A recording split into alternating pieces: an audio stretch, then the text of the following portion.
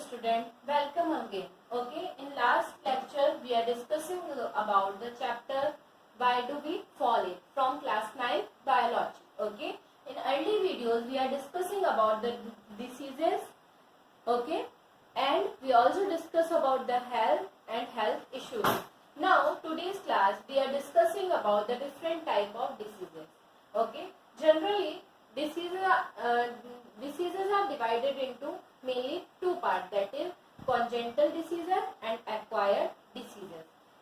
The acquired diseases are further divided into two groups, that is communicable disease and non-communicable disease. Communicable disease are contagious and non-contagious disease, and that means that is also called direct and indirect diseases. Non-communicable disease divided into four categories: deficiency disease, metabolic disease, degenerate cancer disease, metabolic allergy and injury. Okay, so we are discussing in detail about the type of diseases. Generally, if we talk about the congenital diseases, these diseases are present since the birth. They are caused due to the genetical abnormality or due to the metabolic disorder or malfunctioning of any organism. They are permanently generated, not easily curable, maybe passes on the child. Okay, नाम से पता चल रहा है congenital मतलब ये क्या कैसी होती है, जेनेटिकल डिसीज होती है. ओके, जो वन जनरेशन से नेक्स्ट जनरेशन में क्या होती है, ट्रांसफर होती है, और ये ऑलरेडी हमारे जीन्स के ऊपर प्रेजेंट होती है, इसलिए इनका क्योर होना भी इतनी आसानी से पॉसिबल नहीं होता है. Next one, the acquired disease. Now we are talking about the next one, that is acquired disease. This disease are those disease which develop after birth. Acquired disease can be broadly classified into two subclasses, that is communicable and non-communicable. Acquired diseases वो diseases होती हैं जो कैसे फैलती हैं, वो generally वो diseases जो फैलती हैं किसके थ्रू, हमारे बर्थ के होने के बाद, जैसे मलेरिया, टाइफॉइड है ना, या फिर सर्दी का कोल्ड कफ, ये सारी जो होती है एक्वायर्ड डिसीज में आती है, जो कुछ समय के लिए रहती हैं, ठीक है, और कुछ समय बाद वो ऑटोमेटिक ठीक हो जाती हैं. इनको डिवाइड किया है communicable diseases and non communicable diseases. Communicable diseases, there those diseases which are spreaded by the contact of any person, और जो व्यक्ति बीमारी से पीड़ित होता है अगर उसके टच में आते हैं और उसके टच में आने से जो बीमारी फैलती है, that is called communicable diseases. Non communicable diseases जो किसी के टच में आने से जनरली फैलती नहीं है, that is called non communicable diseases. Okay, communicable diseases में कुछ बायोलॉजिकल एजेंट्स हो सकते हैं, air, water, virus, bacteria, they all are caused communicable diseases.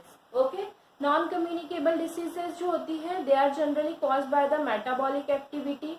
Non infected diseases, they are non infected diseases, और generally they are generated by some metabolic disorder और some deficiency disorder like the lack of nutrition and all those things, other than some metabolic disorder, some metabolic allergy, some injury. They all are the reason of non-communicable diseases. Now we are talking about the communicable disease or non-communicable disease, also known as by infectious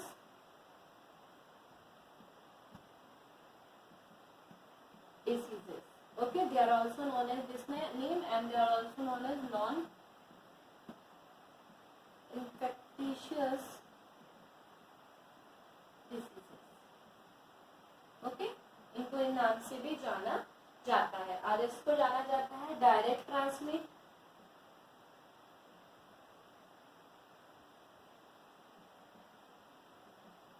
ये direct transmitted disease होती है, और ये होती है non direct या indirect transmitted diseases. Indirect transmitted transmission diseases. Okay. से भी जाना जाता है. So we are talking about the infected diseases और communicable diseases. Generally, they are caused by the diseases classified according to the virus, bacteria, fungi, algae, protozoa. इन सब के कारण ये देखने को मिलती है ना. कॉमन, अगर हम इनके कॉमन एग्जाम्पल की बात करते हैं तो इनके कॉमन एग्जाम्पल कौन हो गए? इनके कॉमन एग्जाम्पल हो गए कोल्ड, कफ, है ना.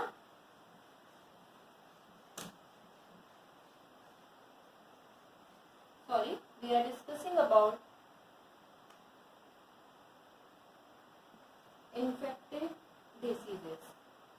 Infective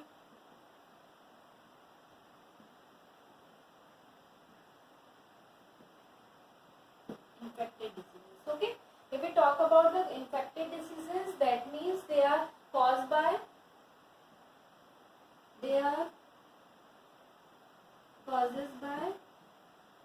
bacteria, virus, etcetera, protozoa, है ना. इन सब की वजह से होने वाली ये जनरली बीमारियां होती हैं. अगर हम इनकी बात करते हैं तो हमको क्या देखने को मिलता है कि ये जो बीमारी होती है ये बैक्टीरिया, वायरस के कारण तो देखने को मिलती है, पर इसके कुछ कॉमन एग्जाम्पल जो है वो अगर हम उनकी बात करते हैं तो कौन आता है इनके अंदर? Cold, dengue. Dengue, you all are aware about dengue. Dengue एक तरीके का फीवर होता है जो मच्छर के काटने से होता है. इन्फ्लुएंजा. ओके. इसके अलावा कॉमन एग्जाम्पल इन सब वायरस और इनकी वजह से होने वाले डिसीजेस के. इसके अलावा अगर हम बात करें तो बहुत सारी बीमारियां फैलती हैं, जैसे मलेरिया हुआ, काला अजहर हुआ, है ना. ये सारी जो बीमारियां हैं ये किसके कारण देखने को मिलती है? ये देखने को मिलती है हमको कैसी इन्फेक्टिव डिसीजेस होती है, या फिर हम इसको कम्युनिकेबल, जनरली हम इनको क्या कह सकते हैं? कम्युनिकेबल डिसीजेस भी बोल सकते हैं, जो किसी से कम्युनिकेट करने के बाद फैलती हैं. इन्फेक्टिव डिसीजेस की बात करते हैं जो इन्फेक्ट करने का काम करती है.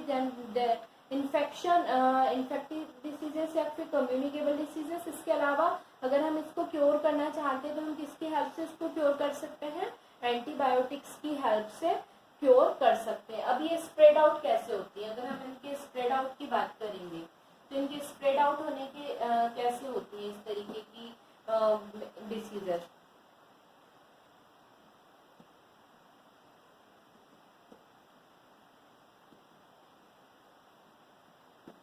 Okay, infected diseases. Infected diseases spread किसकी हेल्प से स्प्रेड होते हैं? ये स्प्रेड होते हैं by the air, by water, right. Air हो गया, एयर बॉर्न डिसीजेस होती हैं, वाटर बॉर्न डिसीजेस होती हैं, फॉर्मेटिव बोर्न डिसीजेस. ठीक है. देन इसके बाद अगर हम बात करें सेक्सुअली ट्रांसमिटेड, है ना, ट्रांसमिटेड डिसीजेस. ये सारे जो होते हैं ये इनके थ्रू ये क्या होती है? स्प्रेड आउट हो सकती है. How? First we talk about the airborne diseases.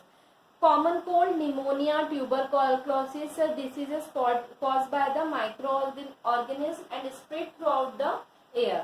The transmitted this microorganism occur through the little droplet cough, but out of the infected person who sneeze and cough, है ना. अगर हम छींकते या खांसते हैं और अगर वो बैक्टीरिया, वायरसेस एटमॉस्फेयर के अंदर स्प्रेड आउट हो जाते हैं, जो भी उनके टच में आता है उन सब के अंदर भी क्या होता है? इससे रिलेटेड डिसीज देखने को मिलती है. आप देखेंगे हम लोगों को सर्दियों के दिनों में कोल्ड होता है ना. अगर घर में किसी एक पर्सन को कोल्ड है और हम बाकी मेंबर उनके टच में बार बार आ रहे हैं तो घर में ऑलमोस्ट सभी को क्या होना लगता है?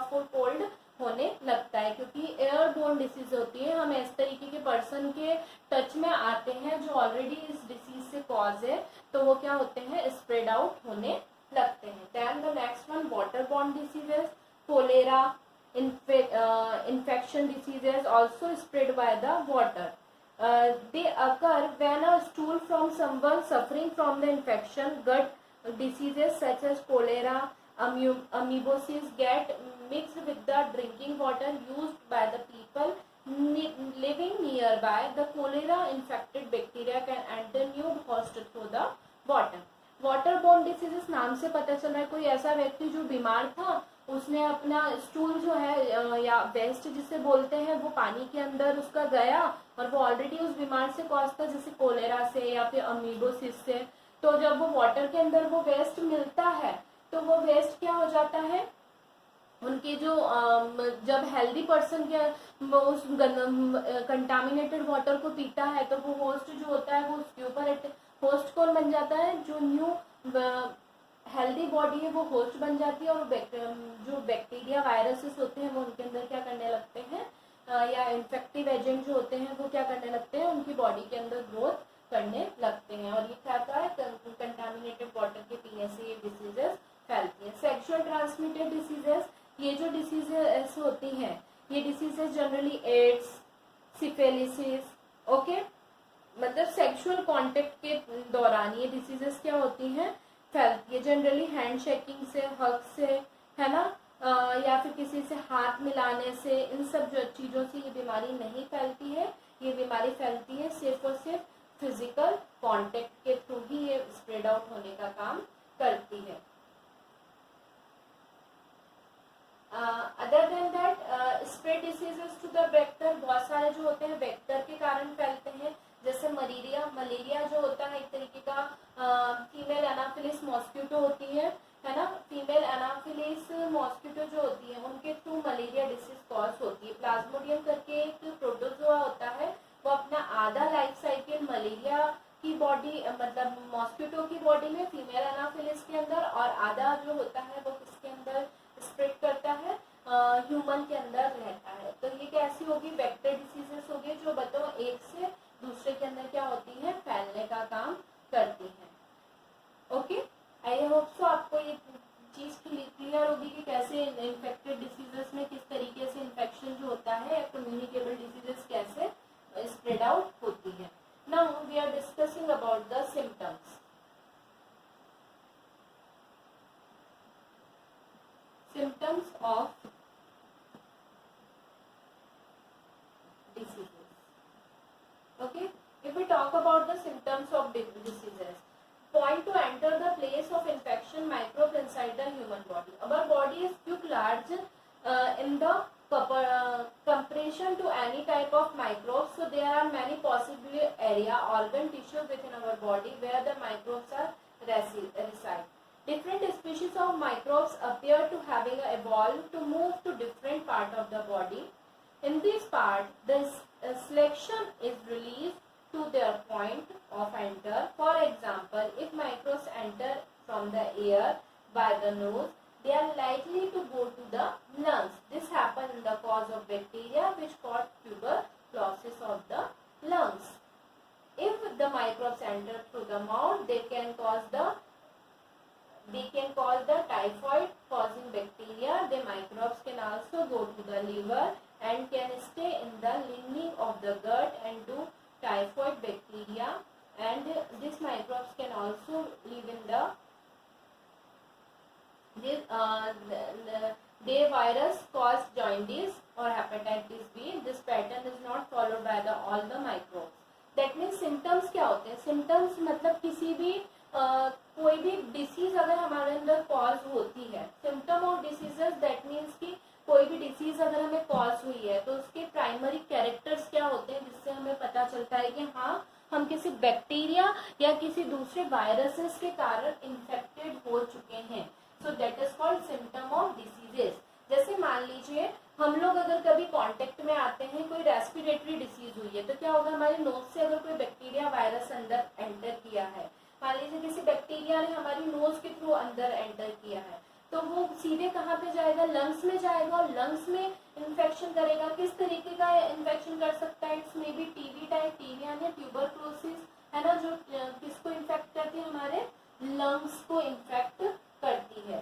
ठीक है, अगर ये किसको इन्फेक्ट कर रही है, हमारे लंग्स को इन्फेक्ट कर रही है, तो टीबी, है ना, दैट मीन्स कहाँ से बैक्टीरिया ने एंटर किया था, हमारे नेजल पैसेज से इसने इन्फेक्ट किया था। तो अब हमको सिम्टम्स किस तरीके के दिखाएंगे, ड्यू टू जैसे हमको सांस लेने में तकलीफ आएगी, है ना, हमको घबराहट होगी, इसके अलावा हम बताओ नॉर्मली रेस्पायर नहीं कर पाएंगे, हमको रेस्पिरेटरी सिस्टम से क्या होंगे कैरेक्टर्स आएंगे।